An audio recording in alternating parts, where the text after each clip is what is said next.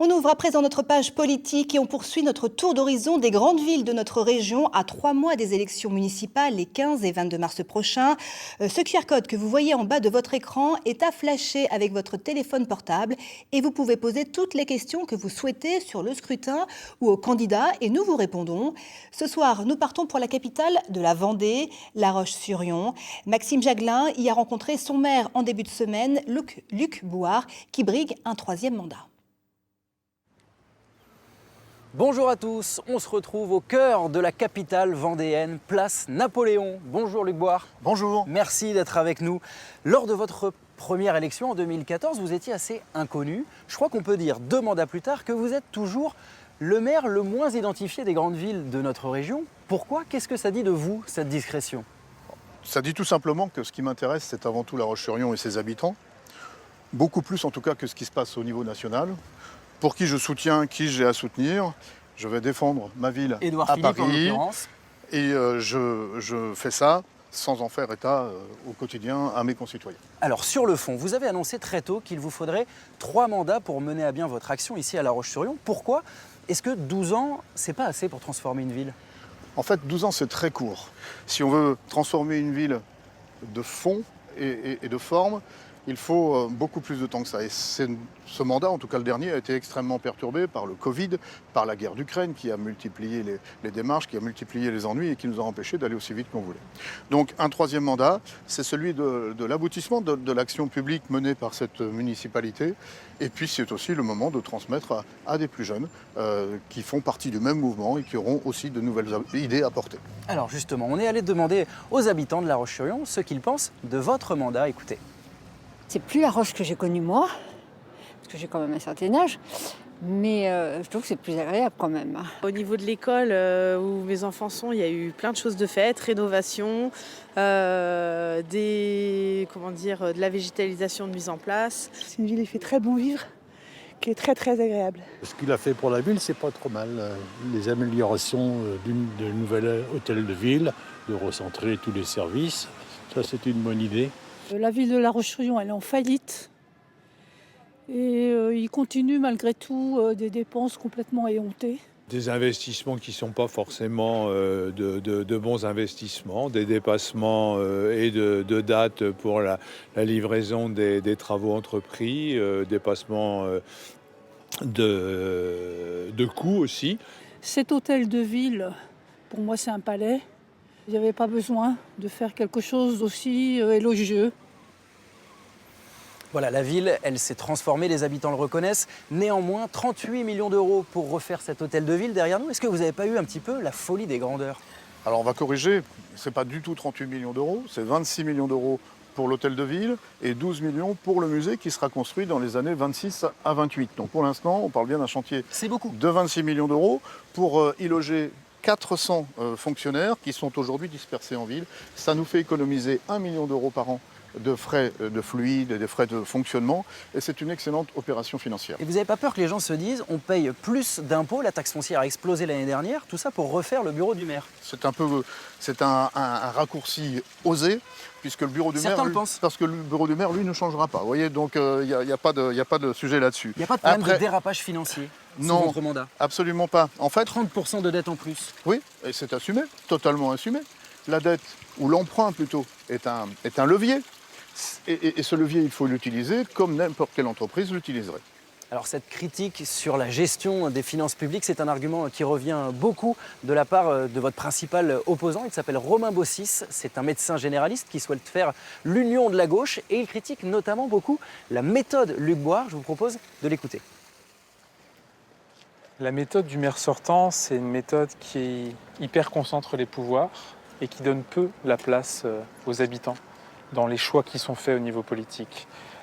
Et puis bien sûr, il y a le fond sur les priorités, qui sont des priorités plutôt tournées autour du béton, alors que nous aimerions qu'ils reviennent un petit peu aux fondamentaux, sur les solidarités, sur la transition écologique, sur la démocratie locale, sur la manière d'associer les habitants aux sujets qui les concernent. Et comment vous feriez différemment? D'abord, arrêter les projets de béton, qui ne sont pas forcément utiles au quotidien des habitants, revenir sur le financement des maisons de quartier, des associations, des équipements sportifs, culturels, de la voirie, des déchets, tout ce qui finalement concerne le quotidien des habitants. Et puis changer le rapport dans la manière dont on va faire les projets, associer, écouter en amont pour pouvoir avoir des projets qui répondent davantage aux besoins des Lyonnaises et des Lyonnais. Voilà une méthode Luc Boire jugée trop verticale. On l'a déjà entendu quasiment à chaque élection. Vous n'aimez pas la concertation ici à La Roche-sur-Yon ? Alors non seulement on aime la concertation, alors évidemment pas forcément avec l'opposition qui fait ce qu'elle a à faire. Mais avec les habitants. Mais avec les habitants, nous avons créé les assises des quartiers avec 8000 participations, les assises de la jeunesse, les assises du transport, les assises de l'écologie. Et ça, c'est pas un peu de la communication ? Mais c'est absolument pas de la... Alors vous allez dire aux 15 000 participants, vous venez de faire de la communication. C'est non, utile. c'est pas de la communication, c'est utile. Chacun peut donner son avis, participer, faire des propositions que nous avons reprises et mises en œuvre. Alors Romain Bossis, que l'on vient d'entendre, est médecin généraliste. La santé a justement été votre cheval de bataille avec la création de centres de santé municipaux.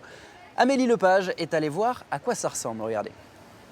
Nous sommes ici dans le premier centre municipal de santé qui a été ouvert à La Roche-sur-Yon. C'était en 2017. Aujourd'hui, il y en a 4. 17 médecins y sont salariés. Une réponse de la ville au manque de médecins pour ses habitants. Je suis arrivé à La Roche il y a 3 ans et je suis resté 2 ans sans médecin traitant. Je me suis inscrit sur une liste d'attente à la mairie de Saint-André-d'Ornay, la mairie annexe. Et au bout d'1 an, on m'a rappelé en me demandant si je cherchais toujours un médecin. J'ai dit oui et on m'a trouvé ici un médecin traitant. Comment vous faisiez quand vous n'aviez pas de médecin traitant ? J'allais à l'hôpital de La Roche ou alors j'appelais SOS médecin. On était en campagne et on est arrivé à La Roche et on a mis 3 ans avant de trouver un médecin. Comment vous avez fait ? Je venais sans arrêt au cabinet, là, et puis petit à petit. Et avant d'avoir un médecin, vous faisiez comment ? On retournait à 15 km chez l'autre médecin qu'on avait. Mais bon, maintenant, avec la route, tout ça, ça commençait à plus de 80 ans, ça commence à devenir embêtant, quoi. Je me rappelle, il y avait la queue jusqu'à dehors pour pouvoir avoir un rendez-vous. Et puis, on me disait non, c'est pas possible, il y a trop de monde. Mais moi, j'ai insisté. Mon mari aussi, donc on est tranquille maintenant. Vous avez des nausées peut-être avec, non ? Des nausées, des vomissements, non ? C'est juste l'appétit, quoi. On est salarié ici, donc c'est vrai qu'on n'a pas tout le côté gestion d'un cabinet libéral qu'on peut avoir quand on est installé à son compte, ce qui fait qu'on n'a pas toute cette charge administrative à gérer en plus de notre travail. On peut se centrer davantage sur vraiment notre cœur de métier, notre profession de médecin. Depuis sa création, 1000 nouveaux patients par an ont pu déclarer le centre municipal de santé comme médecin traitant. Mais selon l'assurance maladie, il reste 6000 habitants à La Roche-sur-Yon qui n'ont toujours pas de médecin traitant.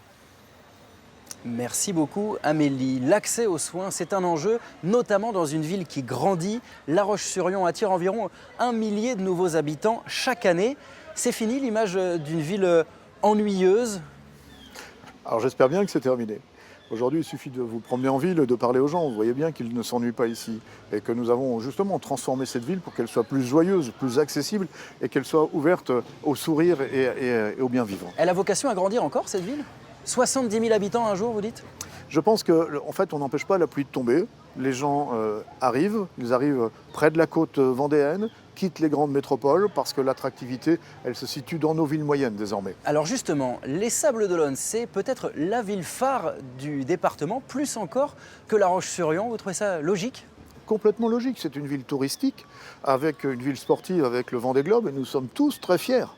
Je suis né aux Sables-d'Olonne, tous très fiers de la ville des Sables avec ce qu'elle propose à l'ensemble de la population française et internationale. Il n'y a pas de concurrence ? Pas du tout, la concurrence n'est pas là. Ici, nous avons une cité de centre bocage qui compte 60 000 résidents et qui vit bien, qui vit très bien, avec des offres culturelles, sportives qui sont différentes de celles des Sables-d'Olonne et qui vit très bien. Et qui a vocation donc à grandir encore, on l'aura compris. Merci beaucoup Luc Boire d'avoir répondu à nos questions. Nous on va se quitter avec un regard assez décalé sur la ville de La Roche-sur-Yon et c'est Fanny Borius qui nous y emmène. Le brouillard se dissipe sur La Roche-sur-Yon. D'abord introvertie et mystérieuse, la ville se révèle plus dynamique après 2010 et s'ouvre aux autres. Benoît Bénazé a connu ces deux visages. Ancien programmateur du Fusion, une salle de concert qu'il a dirigée pendant près de 20 ans, il est depuis 2022 directeur du Quai M, la nouvelle scène musicale, un projet qu'il a porté depuis ses débuts dans la ville. Je suis arrivé en 2002 à La Roche-sur-Yon et évidemment, pendant toutes ces années, j'ai vu la ville se transformer en bien. On est une ville qui est maintenant très dynamique au niveau culturel, mais pas que, au niveau sportif, au niveau sociétal. Il y a beaucoup d'équipements, beaucoup de restaurants aussi, par exemple, qui s'installent. Et du coup, le KM a participé à son échelle, en tout cas au dynamisme de la ville. On organise à peu près 100 spectacles par an. Il y a des artistes de renom. On a accueilli IAM, MC Solar, Feu Chatterton récemment. Et j'ai ouvert le prisme des esthétiques proposées avec du jazz, des musiques du monde qu'on ne faisait pas avant ou des musiques électroniques. On a 49% du public qui est issu de l'agglomération, ce qui est un chiffre très très fort. On est sur 85% de public vendéen et 15% de public hors Vendée. Je trouve que c'est une ville de 55 000 habitants avec un bassin de population de 100 000 qui est très très agréable quand je la compare à d'autres villes que je connais. À 24 ans, Mélissa Ozouf a vu grandir La Roche-sur-Yon en même temps qu'elle. L'école, ses amitiés adolescentes et surtout sa passion du sport, la boxe thaïlandaise, qu'elle pratique depuis ses 4 ans. L'an dernier, elle est même devenue championne du monde de la discipline, sans jamais quitter sa ville de cœur. Elle évoque un peu tout pour moi, les souvenirs de mon adolescence. J'ai fait mon collège et mon lycée ici. Donc plein de souvenirs avec les copains, avec l'école. Le sport aussi notamment, du coup, qui prend une grande place dans ma vie. Cette place, elle représente beaucoup pour moi. J'ai passé une majeure partie de mon temps avec les copains du lycée, du collège. C'est un peu le point de rassemblement quand on séchait les cours, quand on voulait se retrouver le soir ou pour aller boire un verre. Tout a changé à l'époque. Quand j'étais au collège, il n'y avait pas grand-chose. Pour moi, c'était dur de l'avoir changé. Au final, aujourd'hui, c'est mon petit coin. J'y passe tous les jours à pied et j'adore cette place. La place Napoléon, patrimoine des Yonnais depuis sa rénovation en 2014, tout comme l'église Saint-Louis et le théâtre municipal, autre témoin de la richesse culturelle de la ville. C'est pour moi l'emblème de la culture à La Roche-sur-Yon. La Roche-sur-Yon est très très dynamique au niveau culturel. Il y a donc une scène de musique actuelle, une scène nationale, un cinéma d'art et d'essai, beaucoup de compagnies de théâtre, de danse qui ont une vraie renommée. Et je trouve qu'en fait il y a une émulation au sein de la ville qui est remarquable pour une ville de cette catégorie-là. Une ville qu'il est difficile de quitter.